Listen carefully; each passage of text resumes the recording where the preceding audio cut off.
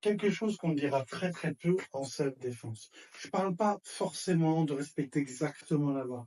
Je te parle de survivre.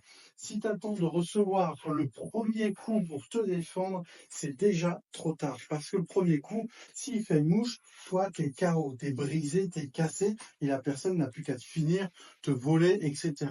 Donc, bien sûr que dans la loi, tu vas le répondre de façon équivalente, proportionnelle et instantanée, mais dans l'idée, c'est n'attends pas le premier coup. Si tu sens que ça va pas dans le cacahuète, qu'il a une main cachée, ou qu'il cache son visage, ou quelque chose comme ça, et que c'est sérieux, et que ça rentre dedans, et ben à ce moment-là, il faut pouvoir frapper le premier, quitte à être très très très légèrement en cas de légitime défense. Alors c'est pas évident, je l'admets.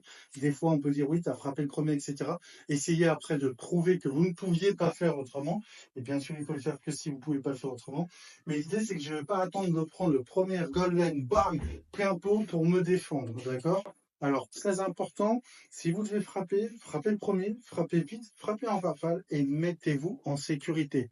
Et malgré mon discours, je vous invite quand même à respecter au maximum, même si c'est difficile, la légitime défense pour être dans la légalité.